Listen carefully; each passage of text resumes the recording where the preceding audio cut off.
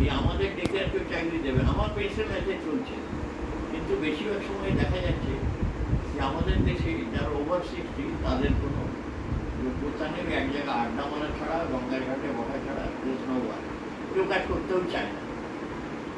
বাড়ির ছেলেমেয়েরা বাবা মাকে ফেলতে পারে না, বাবা মা কিছু খাচ্ছে, করছে, দিচ্ছে, ওষুধপত্র সবই দিতে হবে। তাহলে এই 60% হলো সোসাইটির বার্ডেন। কাগজে এই মা বাবাকে বের করে দিল, ব্যাগ বুড়ো বুড়ি কোথাও ঘরের মধ্যে সুইসাইড করেছে, দুজনে আত্মহত্যা, এটা মাঝে মাঝে হচ্ছে। আর হচ্ছে 18%, মানে 100-তে 18, 40-এ আরও কত ওই 8-10 হবে, 25%। এদের থেকে তো ওই বাবা 2 টাকাও চাইতে পারবে, দে আর অল স্টুডেন্ট। তাহলে 60 and 25, this 85 is burden to the society. বাকি যে থাকছে 60%, তার মধ্যে 28%-এর জব আছে। আর এই 28%-এর মধ্যে অনলি 5% আছে যারা মাসে 10,000 টাকার বেশি করতে। এই হচ্ছে মেইন স্ট্যাটিস্টিক। এই কথা তো এটা সেন্ট্রাল গভর্নমেন্টের কোনো লাইবিলিটিস নেই।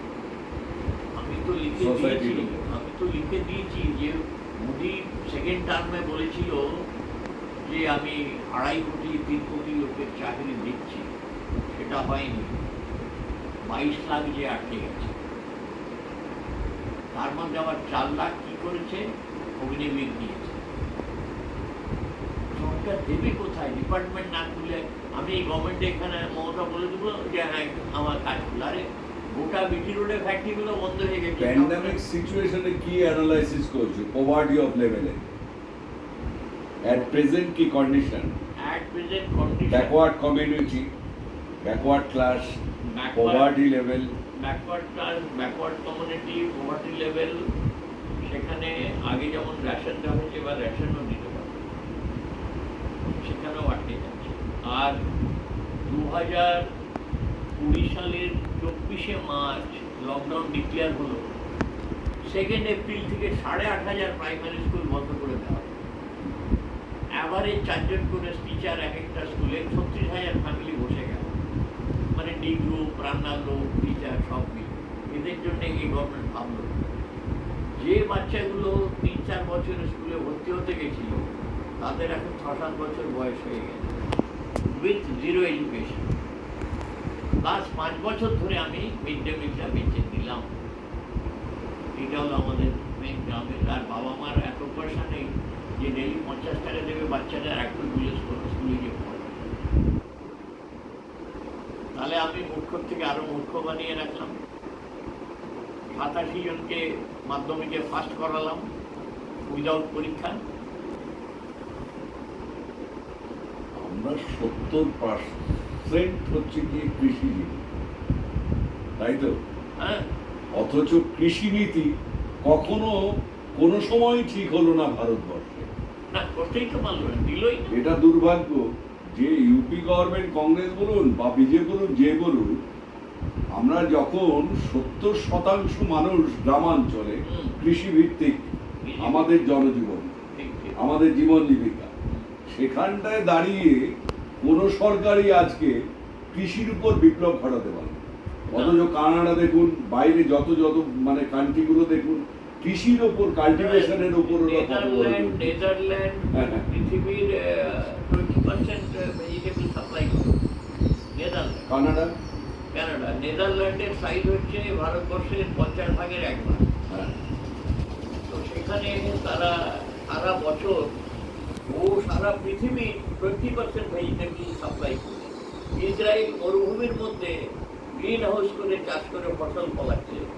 আর আমাদের এখানে এখন বলছি যে না, গ্রাউন্ড ওয়াটার শেষ হয়ে যাচ্ছে, তুমি কোথায় কি করবে করো। মানে আন্দামানে 300 আইল্যান্ড খালি আছে, সেখানে কেন চাষ হবে না? ওখানে তো কারো বাধা নেই। ফোর্স লাগিয়ে চাষ করা হোক, কোনো একটা পার্টিকে দিয়ে দেওয়া হোক যে তোমরা এটা করো, ডেভেলপ করো। আমি 200-300 টাকা এখন টমেটো খাচ্ছি। আর কুচবিহারের লোকেরা শীতের সময় টমেটো রাস্তায় ফেলে দেয় যে আমাদের গাড়ি ভাড়া উঠবে না। পিজা আমাদের এখানে যদি ধরুন মানে আমাদের কি বলুন তো, বিশেষ করে মানে বলতে খারাপ লাগে, কিন্তু বলতে তো এখন আর কি আছে, এটা সারা ভারতবর্ষে হ্যাঁ, আছে। জানি। আমাদের বাংলার মেরুদণ্ডটা, আমরা কি হয়েছি বিশেষ করে বাঙালি, যে আমাদের একটা মেনে নেওয়ার প্রবণতা, ব্যাকবোনটা হচ্ছে গিয়ে এমনই হচ্ছে গিয়ে মেনে নেওয়ার প্রবণতা।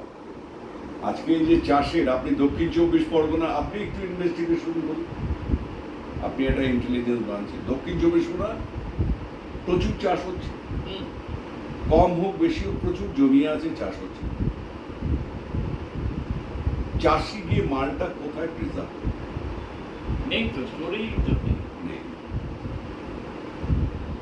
না, ওই করে এই দিয়ে- চাষিটাকে কি করবে? অথচ চাষের উপর আমরা নির্ভরশীল, বেঁচে আছি। না, না, আপনি ওই যে উত্তর বললো 24 না, পরগনাতে সারের দাম বেড়ে গেছে, অ্যারেস্ট করে নিয়ে গেল, আবার ছেড়ে দিয়ে টাকা বললো তুমি জঙ্গলমহলের যুবতী বারাসাতে একটা করেছিল, বুঝতে পারলেন? খুব সুন্দর এটা, 2-4-5 বছর 6 বছর পরে ওটাকে শেষ হয়ে গেল, বন্ধ হয়ে গেল। বন্ধ, বিভিন্ন সব ডিস্ট্রিক্টে বন্ধ হয়ে পড়ে আছে, ওগুলো